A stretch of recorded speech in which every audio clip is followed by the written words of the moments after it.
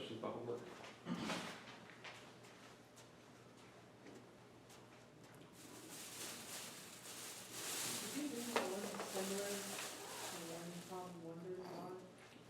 Something similar to 135? Could try. Let's see.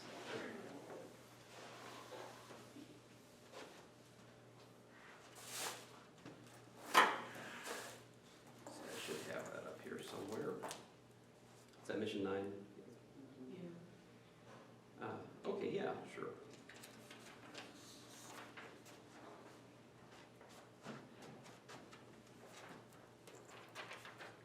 Where'd my chalk go?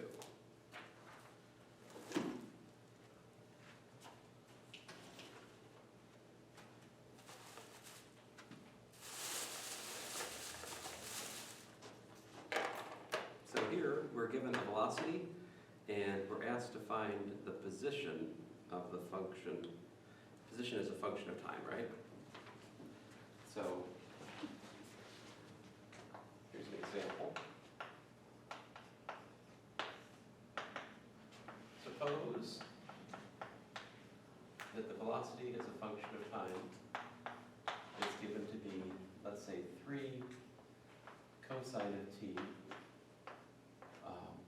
plus t cubed. All right? So here this is a math problem, right? So like, by the way, in physics, there's always like extra constants included so that the expressions can be dimensionally reasonable. I'm just assuming everything's sort of unitless here, which is, typical math custom. Anyway, so velocity is a function of time as that. And we're going to say v is dx dt, right, where x is the position.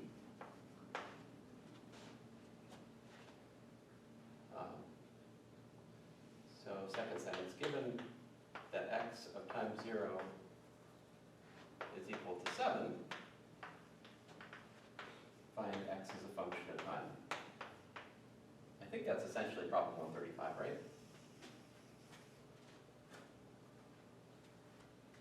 I'd say the velocity of an object as a function of time is given by this formula, and the object's at x equal to 0 and t equals to 0, find the position of the object as a function of time, right? So this is just another way of saying x is equal to 7 at t. Like this could be replaced with the sentence x is equal to 7 when t is equal to 0. That means the same thing. All right? We good? Great. So for the velocity to be 3 cosine t plus t cubed, that means that x is a function, right? That when we differentiate it, we get that. What is that? Well, that's the antiderivative, right? So in short, x is the integral of dx dt. So this is, and when I write this, this is up to a constant, right? It should be understood that this is up to a constant.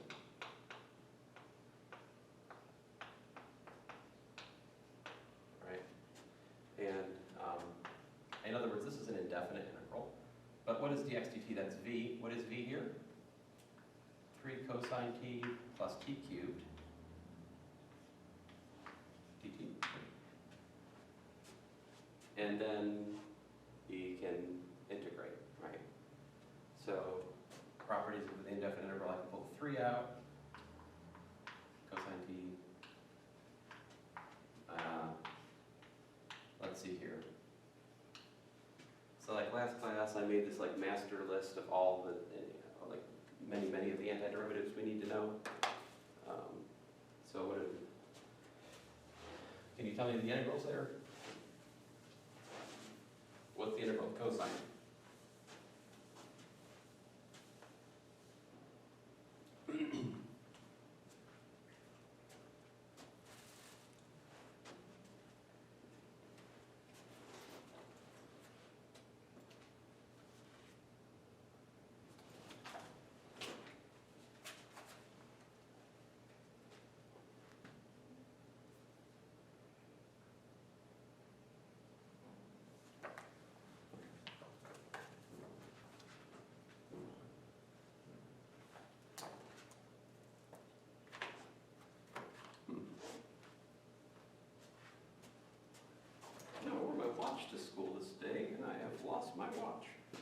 Must have taken off my office.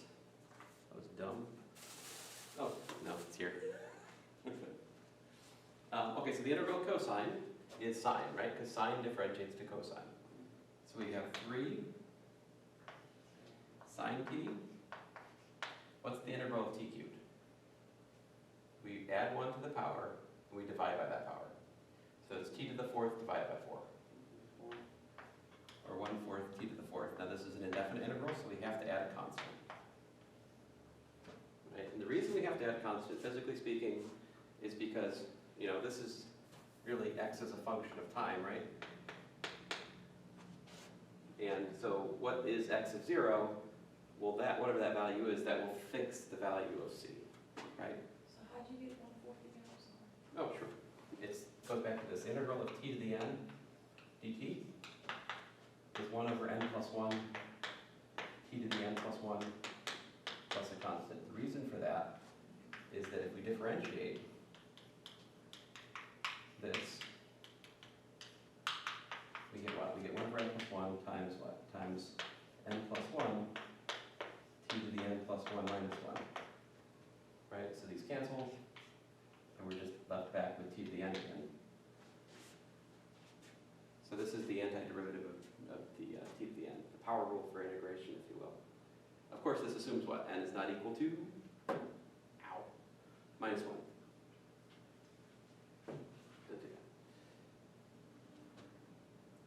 Or like you guessed, a half the other class, remember? Same thing. So, so now we can figure out what c is because we plug in times 0, right? So x of 0 is 3 times the sine of 0 plus 1/4 times 0 cubed plus a constant. And it just so happens in this example that the constant is x of 0, which is 7. So c equals to 7, and therefore the answer is x is equal to 3 sine t plus 1/4 t cubed plus 7.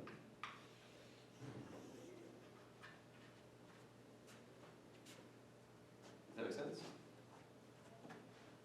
I mean, this is how to do this kind of problem. Take the antiderivative and then use the initial condition, which is given, to fix the value of the constant from the antiderivative. How do you get 7? How do you get 7? Oh, that was given. X of 0 is 7. So yeah, unless we're given initial condition, we cannot say for sure what the position is as a function of time. It's kind of like you tell me,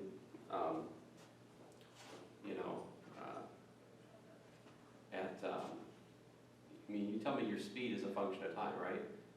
And then you say, so where am I?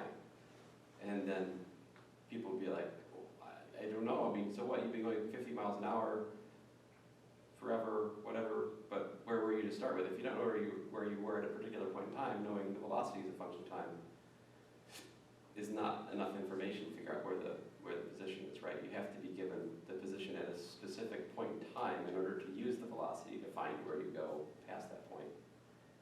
So we need an initial condition to find the specific position as a function of time.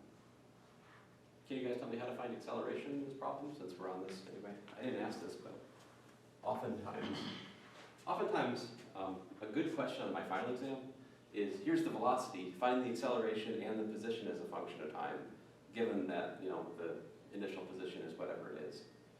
See, because that problem, it has the whole concept of what's going on here. We have to integrate to get position from velocity.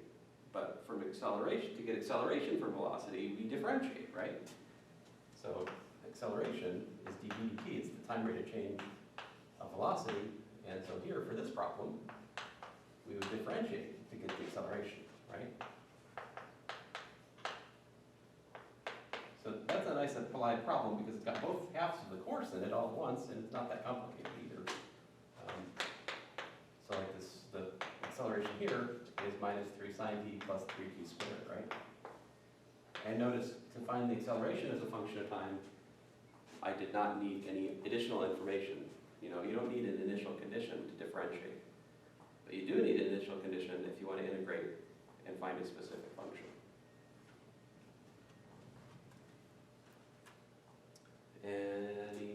Any other additional questions on homework? Okay, I have time for one more. Can you do one like 142? Like 142.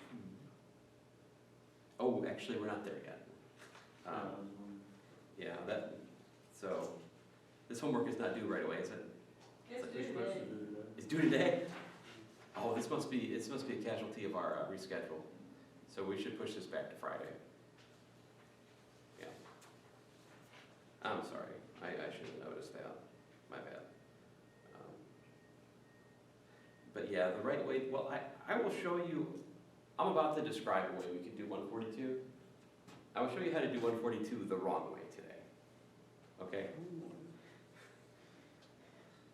But, you know, just to give you a sense, problem 137, you know, these are just straight anti-differentiation.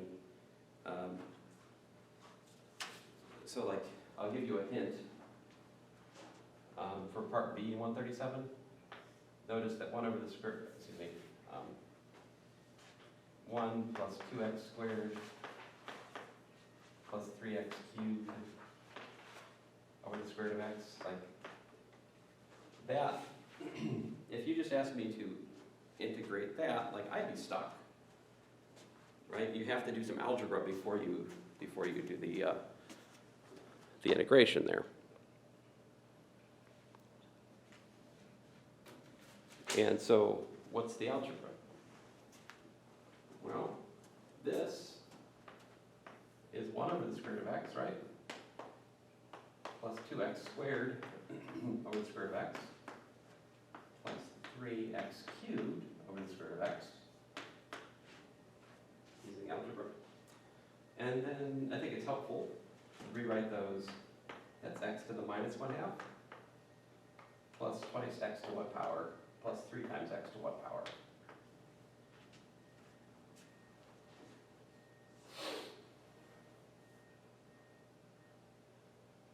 I'll do the middle one. So we have 2 minus 1/2, which is 4 halves minus 1 3 halves.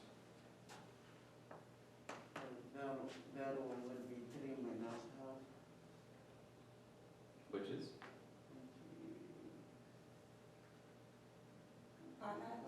Yeah, 5 halves.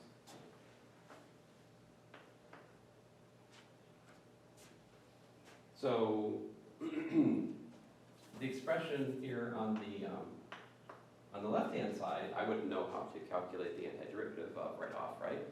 But the expression on the right-hand side, we could anti-differentiate. We could integrate that, right? Using basically just the power rule for 3 different powers, one at a time, right? So, you know, what I'm trying to say is, like, for problem 137, you know, you got to think about some algebra before you do it. Like the other one, this one, the algebra that'd be helpful here is this is 3 times 1 plus x squared, right? And in last class, we talked about what the integral of 1 over 1 plus x squared was. What was it? Last time, we talked about this a little bit. This is inverse tangent of x plus a constant because the derivative of inverse tangent is 1 over 1 plus x squared. By the way, notation that I've been using this, but let me talk about it. If you have notation like f of x over g of x dx times dx, we write that either like this, or the other way we write it sometimes, just to save ourselves writing, is f of x dx over g of x. But those are understood to be the same thing. I'm using that notation down here, right? I have integral of dx over 1 plus x squared. I'm saying that that's the same as the integral of 1 over 1 plus x squared times dx, right? The point is, this antiderivative, this indefinite integral, rather, whatever I have as the answer, it should be a function that when I differentiate, I get back to the integrand. So the derivative of inverse tangent is 1 over 1 plus x squared, so that's how that goes. Okay, so for problem 138, 139, that really has to do with what I'm about to explain, all right? So I think I'm going to pick back up, go back to last class, and kind of pick up where we got to at the end of last class, starting to work on the area problem, right? So let me try to be a little bit more systematic here and set up the notation correctly. Once you have the notation set up in place, it's relatively easy to understand the setup. And we'll actually calculate the area under something somewhat complicated in here today, right?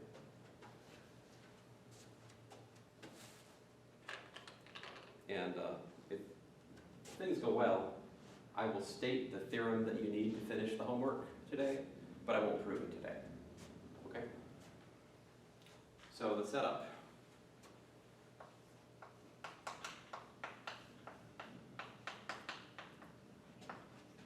So we're calculating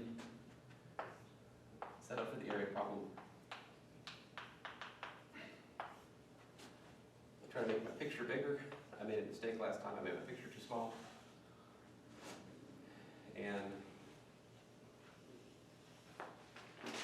so what we're trying to do is we're trying to describe how to calculate the area bounded by y equals f of x and the x-axis, all right, for a less than, let's see here, we usually use a for the lower bound, we use b for the upper bound, right, and so our goal is to describe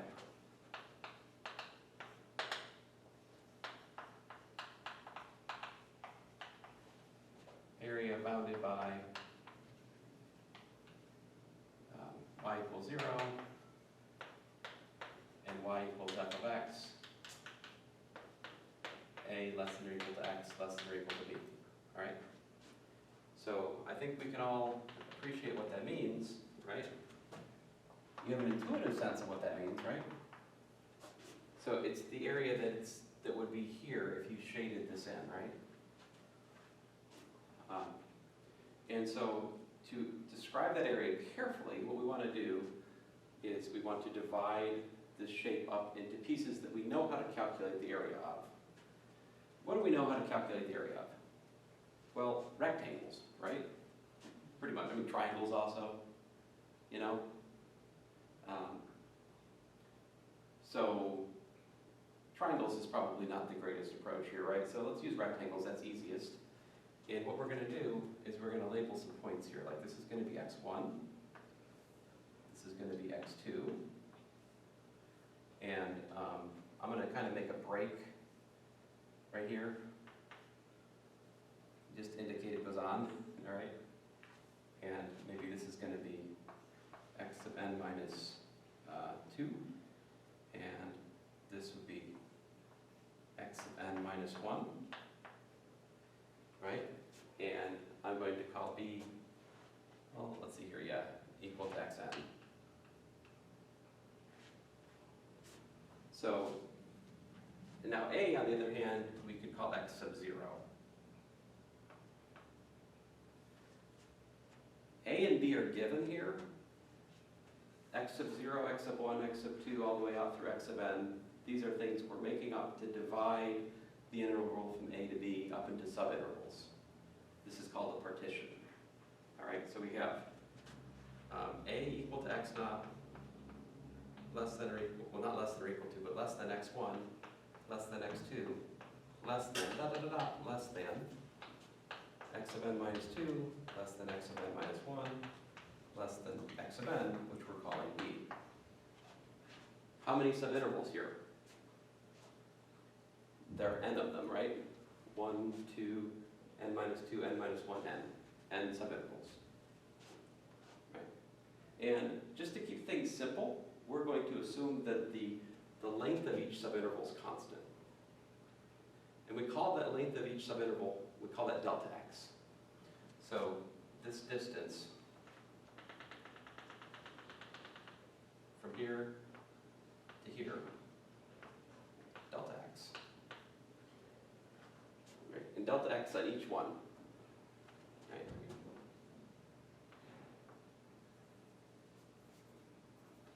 So can you guys tell me the formula for delta x then? How long is delta x?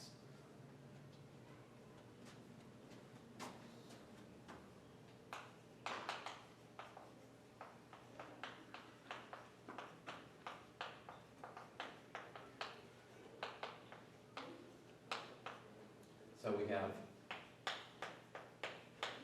n subintervals, right?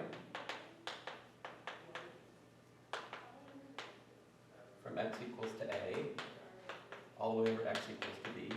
So delta x is what?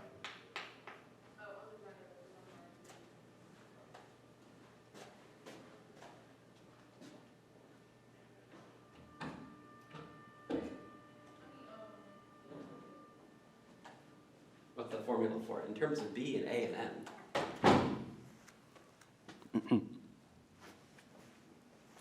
So to get the length of the interval altogether is what? B minus a, right?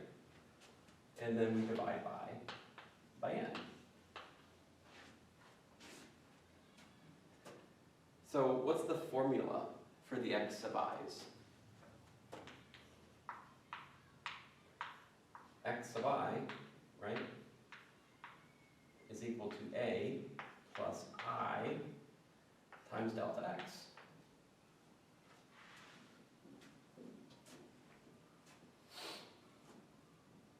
And that's true for I equal to what? 0, 1, 2, all the way out to n. Right? What happens when you put I equal to n? Just to check my formula. If we put I equal to n, we get a plus n times delta x. What's n times delta x?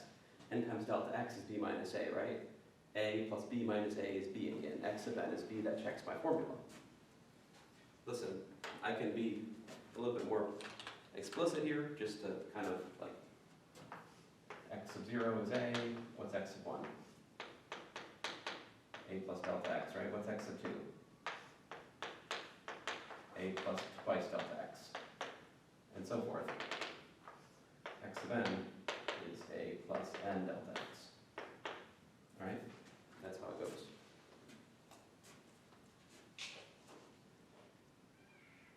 So then the question is, we've got these subintervals, right? N of them. And the question is, how are you going to make a rectangle that describes the area from each one of these? Do you guys have any idea? Well, there are three basic sort of elementary ideas. Left endpoint, right endpoint, and midpoint. All right? So the left endpoint rule, I'm going to describe right endpoint rule actually, because I think that was the nicest for our particular interest here.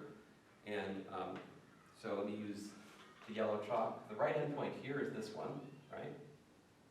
The right endpoint of this subinterval is this right here. The right endpoint of the n minus 1 subinterval is here. And the right endpoint of this one is here, right endpoints. So that gives me a rectangle that looks like this. A rectangle that looks like this. A rectangle that looks like this. A rectangle that looks like this. And if I calculate the area of these rectangles and add them together, that gives me an approximation of the area under the curve, right? What's the formula here? What's the height of this rectangle? It is f of x sub 1, right?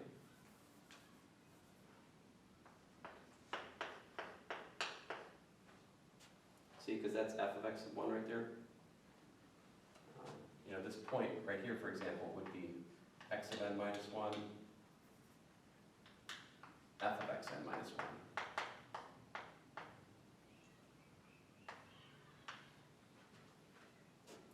So, using right endpoints,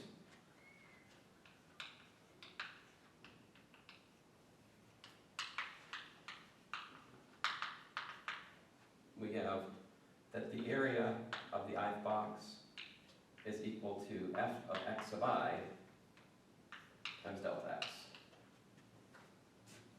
Right, that gives me the area, like the first box is f of x1 times delta x, the second box is f of x2 times delta x, and so forth, right? And so to find the total area, this is the right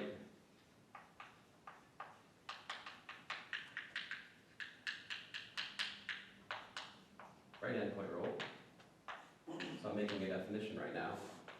R sub n is equal to the sum I equals 1 to n of f of x of I times delta x. And this gives us an approximation of the area bounded by the curve. Right?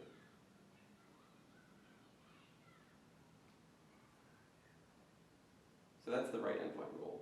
Can you guys tell me what would the formula for the left endpoint rule look like? How would the formula for left endpoint rule look different?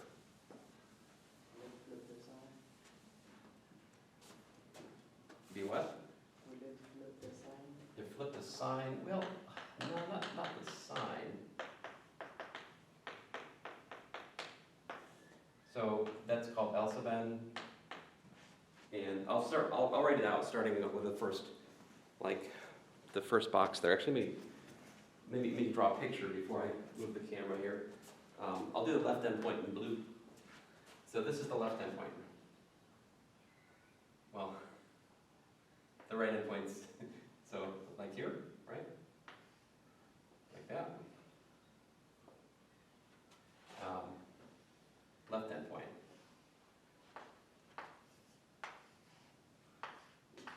So here's the left endpoint. Now I've messed up my picture, I can't do anything else with it. All right, so left endpoint is fixed by the left endpoint. The height's fixed by the left endpoint of each rectangle. So you start out with, f of x naught delta x, and then you have f of x1 delta x, f of xn minus 1 delta x. So you start at 0 and you go to n minus 1 is the difference. Otherwise, the formula is the same, right? Because you notice that, like, for example, the left endpoint rule for the second box was actually the right endpoint rule for the first box. So if you look at it, there's like a lot of overlap between these two rules, except for on the very ends of it. But now here's the formula for that with the summation notation. That is the sum I equals 0 to n minus 1 of f of x sub I delta x. Right, so this is the left endpoint rule with n boxes. And then there's one other sort of, easy way to approximate area, which is midpoint rule. And so for the midpoint rule, we have to define midpoints. Right, what are midpoints? Did I move my camera? Well, most of you are here today, so sorry, Myron. Let's see here. There we go.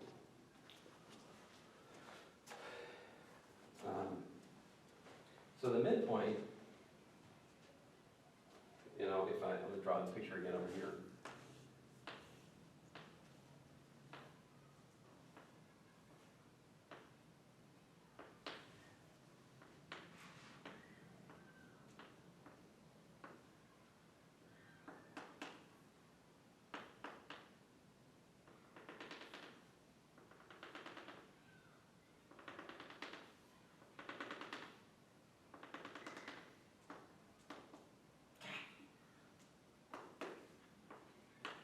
So where would the midpoints be? Like they're in the middle, right? So like this is the midpoint. Midpoint. Midpoint over here. So if we label the midpoints like x1, how do you say it? I usually use bars, x1 bar. This one's like x2 bar. All the way out to the xn bar. What's the formula for the midpoints? So like x, 1, the middle of the midpoint of the first interval is what? It's x0 plus x1 over 2. Right? The middle of the second is x1 plus x2 over 2. Right? Maybe you start to see the pattern. What's the formula for the, continuing, etc.? Generally, x sub I bar is equal to x sub I minus 1 plus x sub I divided by 2. And that's for I equals to 1 to all the way out to n. For our n subintervals, we have n midpoints. And so we can also, the midpoint rule is where you use the midpoint of each subinterval to fix the height of the approximating rectangle. So what do you guys think is going to be like the most accurate? Left endpoint, right endpoint, midpoint? I mean, I would think that for a lot of curves, the midpoint's going to be a better estimate of the area than the right or the left, right? Because it's kind of got like an over-under estimation, whether it's increasing or decreasing. If the function's strictly increasing or strictly decreasing, you can tell me whether the left or the right endpoint was an over-approximation or an under-approximation for the area, right? Think about it. If the function's like always increasing, well, anyway. Let me not get distracted here. So what's the formula for the midpoint rule? Mn is equal to sum I equals 1 to n of f of x sub I bar delta x. There you go, that's the midpoint rule. So I think in your homework I've asked you to calculate left, right endpoint rules with n equals to 4 for a particular formula. And then I also gave you a link to my brother's website where he has an interaction that he's built, something called Sage, where you can put the formula in and do it for arbitrary n. So I say, like, figure out what it is for 40. If you go to my brother's website, all you do is put the formula in there.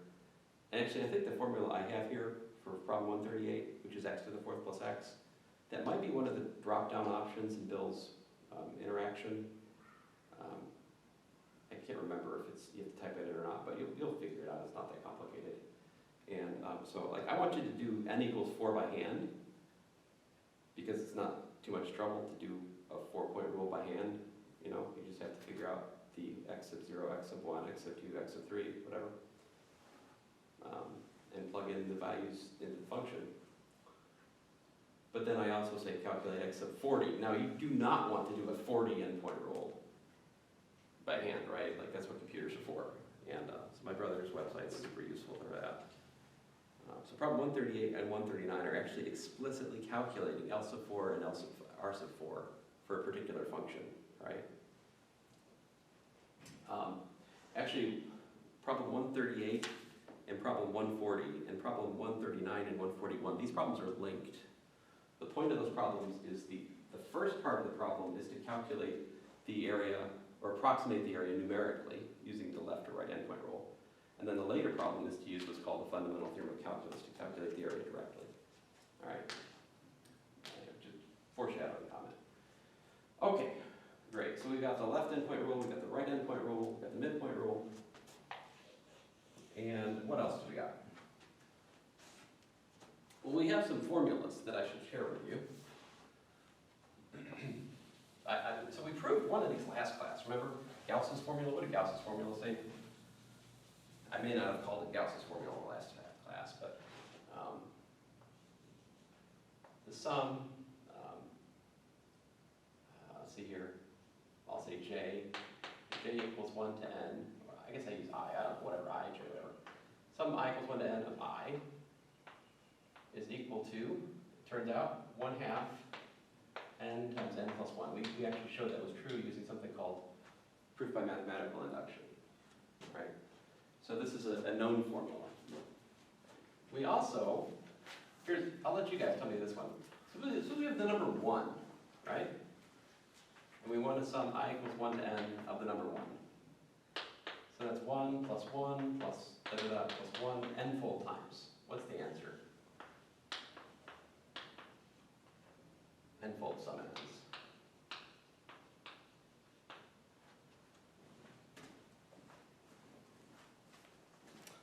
I'm a very bad cameraman.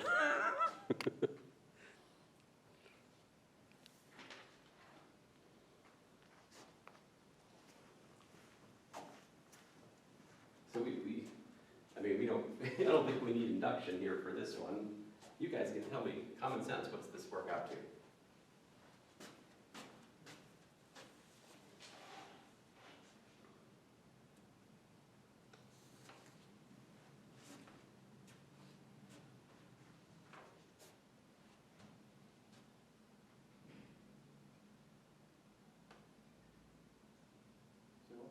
What does this work out to?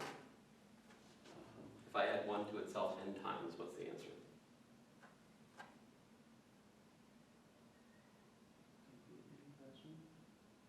N plus 1? Almost right. What if I add n to itself 2 times? 1 plus 1? 2. How about if I add it 3 times? 1 plus 1 plus 1? 3. So I add 1 to itself 4 times. 1 plus 1 plus 1 plus 1, 4. So, n raised to, is it a pound? No, you're thinking too hard. It's just n.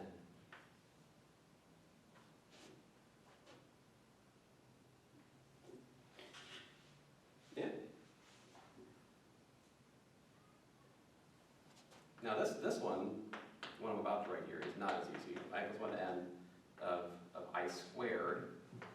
This is by no means obvious, but it's 1/6 of n times n plus 1 times 2n plus 1. And the formula for the cube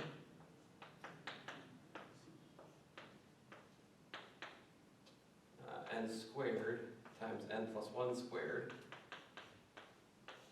divided by 4. So you could prove these two formulas that I just stated using the method of proof I showed you guys last class. I'm not going to do it, it's kind of beside the point here. It might be fun to like check this formula. Let's like actually see if it works, right?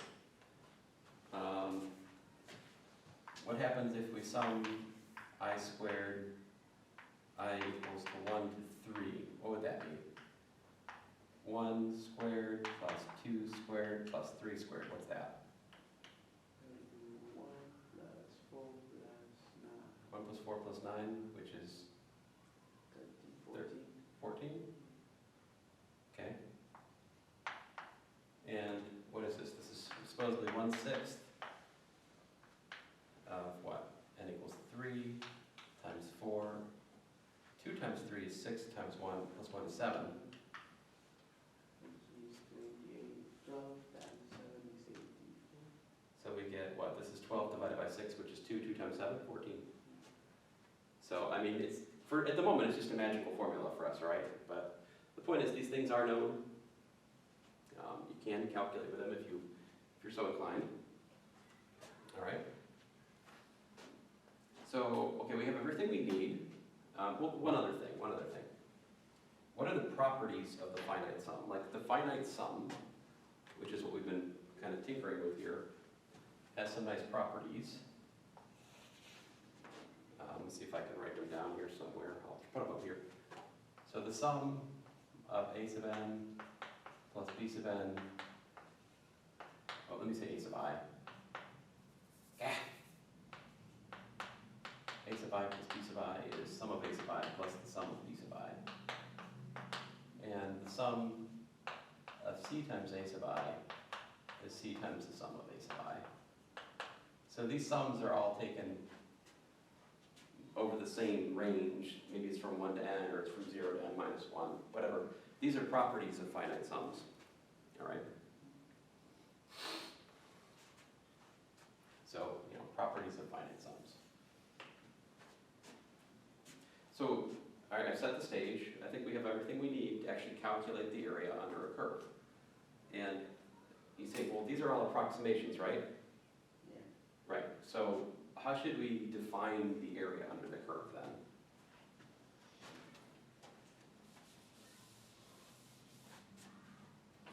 So definition, area bounded by y equals 0 and y equals f of x. For a less than or equal to x less than or equal to b, for continuous function f is the limit as n goes to infinity of, I'll say r sub n, which is equal to the limit as n goes to infinity of the sum I equals 1 to n of f of x I, I'm going to say star, delta x. And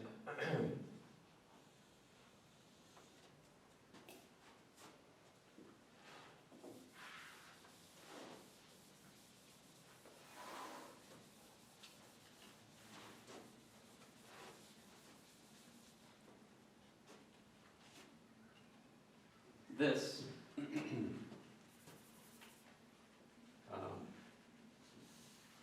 we use the following notation for this. We say that this is the integral from a to b of f of x dx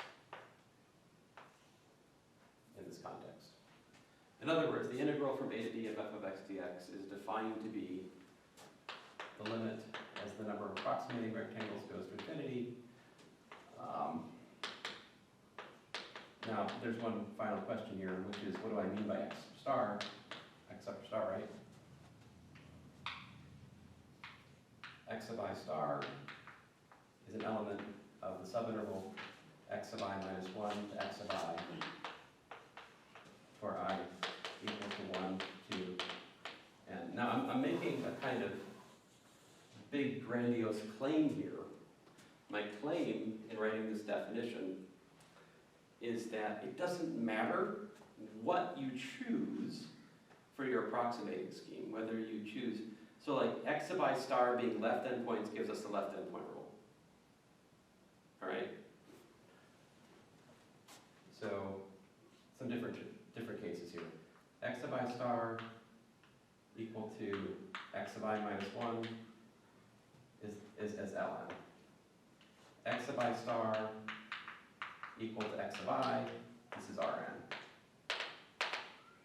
X sub I star equal to x bar I, this is midpoint rule. All right? Have many choices for sample point.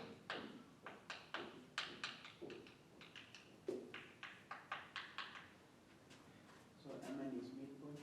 Midpoint, right. And what I'm telling you is it does not make a bit of difference which one we use in the limit. Does that make sense? In the limit, as the number of rectangles goes to infinity, whatever the distinction is between these different approximating schemes is washed out by the width of the rectangles squeezing down, down, down, and they're getting closer and closer to each other as n goes to infinity. Right? Can you see that? Well, you can see it better if you use my brother's website, the interstage interaction I was mentioning. You can actually look at what happens as you go from n equal to, 4 to 40 to 400 or whatever. You'll see that, I mean, of course, as the width of the rectangles gets very, very tiny, it's getting much and much closer to the actual area, whatever that is. Well, whatever that is what we're defining right here. Now, I will,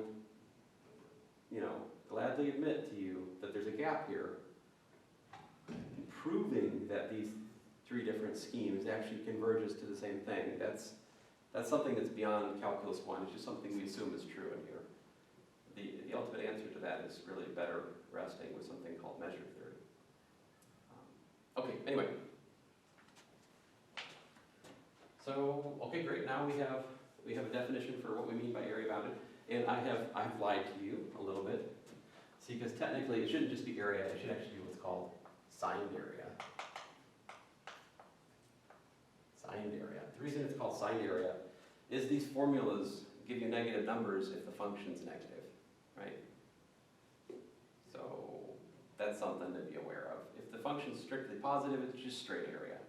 If the function's sometimes positive, sometimes negative, it's counting the area below the x-axis as negative, it's counting the area above the x-axis as positive, so that's what we call quote-unquote signed area, right?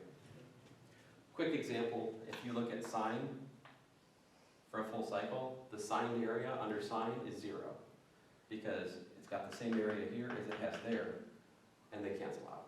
So the signed area under sine, I should have chose some other function. I could have used cosine, right? Like the signed area under cosine is 0. Because this guy and this guy are the same as this, and this positive area, that's negative area, quote unquote, negative area. Some people are very bothered that you talk about negative area because area has to be positive. These people are zealots for measure theory, basically. All right, so let's calculate something.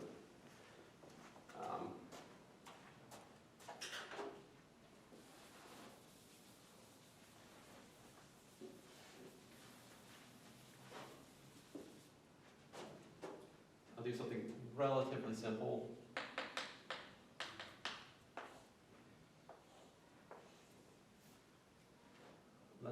Let's find area bounded by, let's say y equals x squared from x equals 1 to x equals to, I don't know, 3, right? So we're going to find out what's the area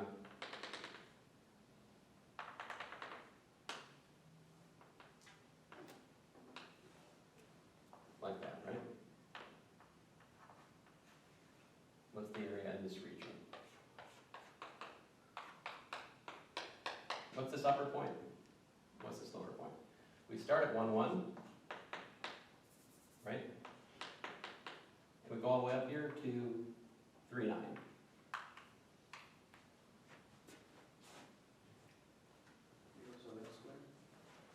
Yeah, because we're looking at y equals x squared.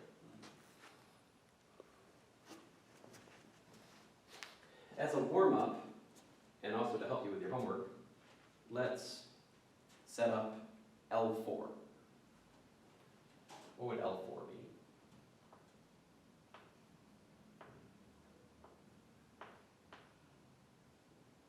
So we're supposed to have like f of x of 0, delta x, f of x1, delta x, f of x2, delta x, f of x3,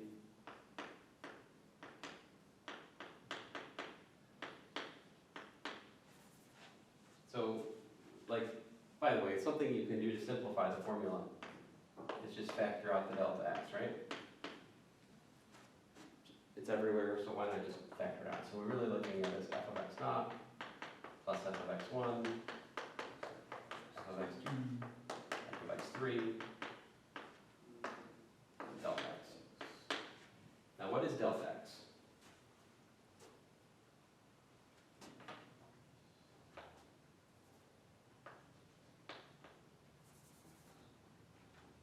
I'll put it over here, sidebar. Delta x is b minus a, which is 3. So this is 3 is my b, 1 is my a, quote unquote, right? So I do 3 minus 1 over my n. What's n? N equals to 4, right? So 3 minus 1 over 4, which is 2/4, otherwise known as 1/2, right? So straight up, what we're looking at here, what's x sub naught? X sub naught is the at the right end, the left end. This is x sub naught, right? So we've got f of 1 plus f of, what's x1? 1 plus 1/2, right? 1.5. x2 is add another delta x, so we do f of 2, and then f of 2.5, ultimate delta x. Oh, wait, delta x is what? 0.5, right? Okay, we want to do the integral one. F of what? F3.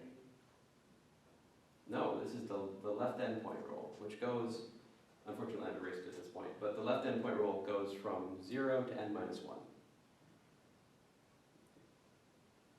The right endpoint rule, on the other hand, goes from 1 to n. All right, we'll do the right endpoint rule for the actual area calculation. All right. This one, okay. So what do we got? We got, what is f of 1? Well, x squared, right? So we got 1 squared plus 1.5 squared plus 2 squared plus 2.5 squared times 0.5. So that's 1 plus 2.25 plus 4 plus, is that 6.25? I don't know.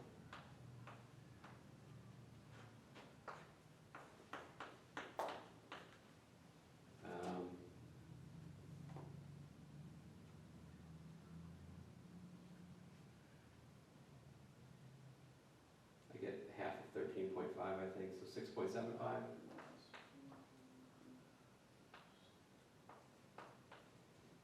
I could have made an arithmetic mistake, but I think it's 6.75. So my question for you is that an overestimate or an underestimate of the actual area here? Can you, let me draw it. Left endpoint rule. First box looks like that, right? Second box, like that. Third box, like that.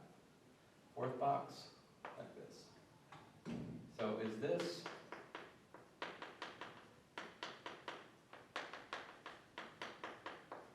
an underestimate or an overestimate of the area? It's quite clearly an underestimate, right? Because you're missing what pieces? You're missing this piece right here. You're missing this piece right here, right? This piece right here. And this guy right here. All of those are missing.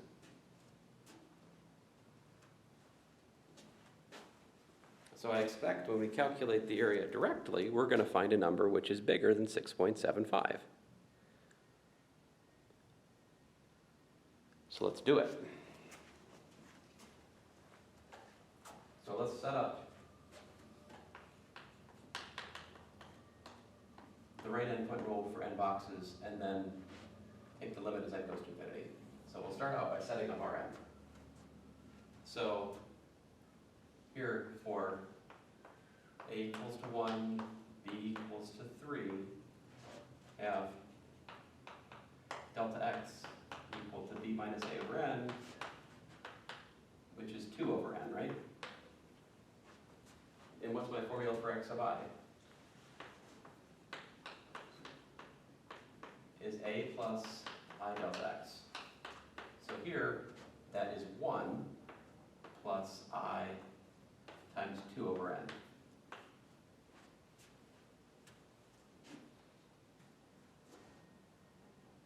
So there you go, that's the formula for x sub I.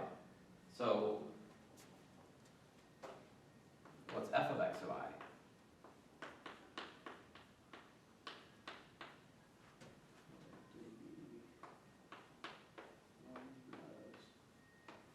One plus 2i over n, right? Quantity what? Squared, right? F of x is x squared. How does that work out? You got yourself a 1 plus 4i over n plus 4i squared over n squared. So r sub n is the sum, I equals 1 to n, of f of x sub I delta x, right? By definition, this is the right endpoint rule. For our specific function of looking at the moment, that would be straight up sum I equals 1 to n of 1 plus 4i over n plus 4i squared over n squared times delta x. What was delta x? Well, delta x was 2 over n.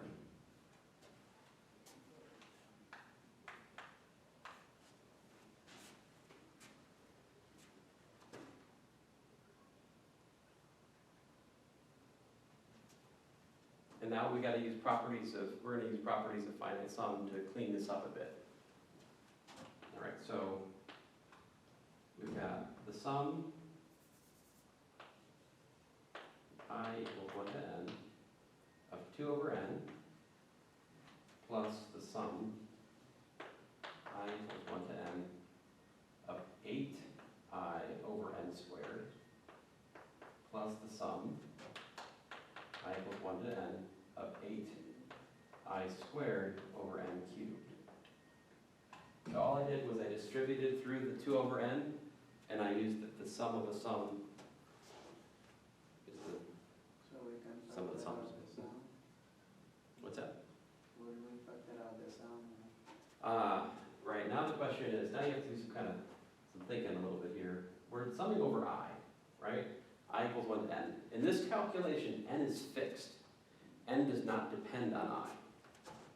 That means we can pull n out of these sums because n is a constant with respect to the summation over I. So, what does that give you?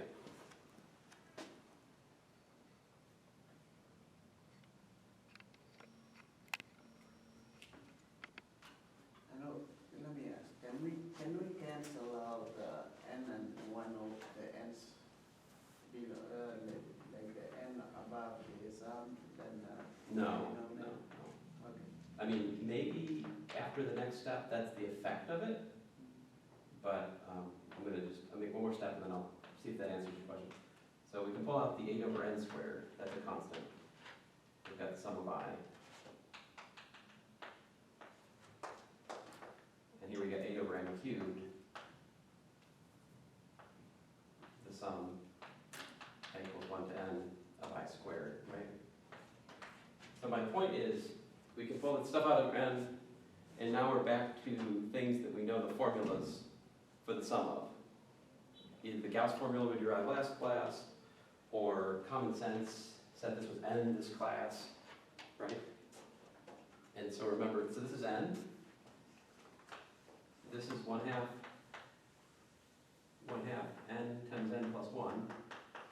And this one, I don't remember, 1/6 n times n plus 1 times 2n plus 1, is that right? Or did I already forget it? 1/6 n times n plus 1 times 2n plus 1, right?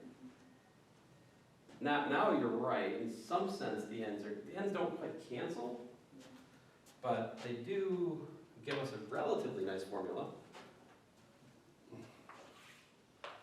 R sub n is, well, 2. The first term, this one, that actually does cancel to give you 2, which is what you wanted, right? Yeah. But for the wrong reasons. Right? Right? We get a shortcut. Yeah, and then plus, I mean, your heart was right place, but we need to understand the steps. So here, 8 over n squared, n times n plus 1 over 2, right? And then plus 8 over n cubed times, well, n times n plus 1 over 2n plus 1. Now let me just do some algebra here for you guys to make our life a little bit easier. This is 2 plus 4 times 1, 4 times 1 times 1 plus 1 over n